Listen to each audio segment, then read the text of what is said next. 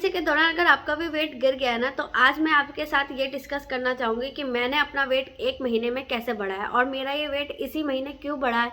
इसका रीज़न भी मैं आपको साथ दूँगी, शेयर करूँगी। और फ्रेंड्स, मैं बताऊँगी कि ऐसा क्या आप खा सकते हो जो जल्द से जल्द आपका वेट बढ़ जाए, क्योंकि जैसा कि आपको पता ही होगा कि नॉर्मल डिलीवरी के लिए और एक स्वस्थ बेबी पैदा करने के लिए आपका हेल्दी होना बहुत ज़रूरी है। तो हेल्दी में सबसे पहली चीज़ आती है कि आपका वेट कंट्रोल होना चाहिए। आप किसी भी तरीके से ओवरवेट या कम वेट के नहीं होने चाहिए। तो फ्रेंड्स, इसको मेंटेन करने के लिए मैं ऐसा क्या करती हूँ, जब मेरा वेट कम हुआ था तो मैंने उसे 1 महीने के अंदर ही कैसे बढ़ा लिया, और आज मैंने चेक किया था तो मेरा वेट बहुत ज़्यादा था।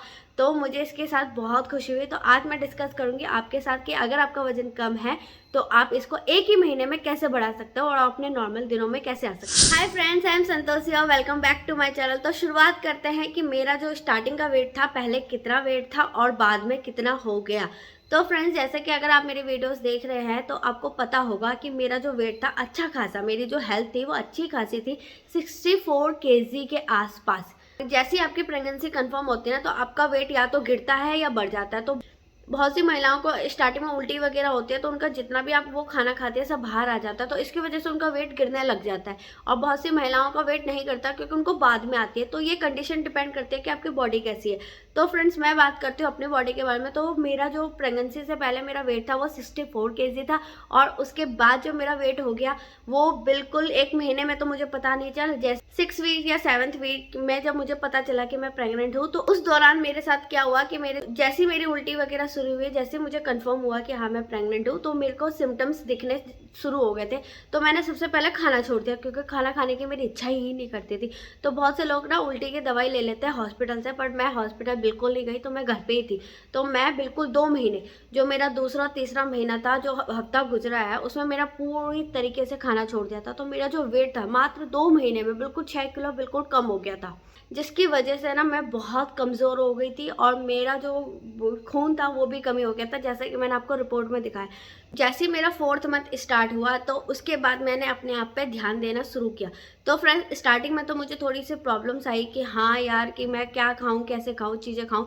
बट ये था कि मैंने धीरे धीरे खाना शुरू किया, और मुझे पता चला कि बहुत सी औरतों के साथ ना ये तो 90 महीने तक ही चलता है, बहुत सी औरतें ठीक हो जाती है।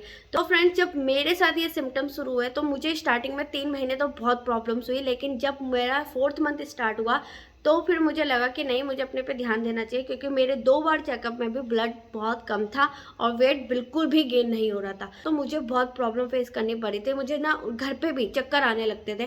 तो इसके लिए मैंने सबसे पहले अपना खाना का रूटीन सही किया, अपनी डाइट सही की। तो डाइट में मैंने सबसे पहले क्या लेना शुरू किया, और 1 महीने में मैंने अपना वेट वापस 6 किलो कैसे गेन किया।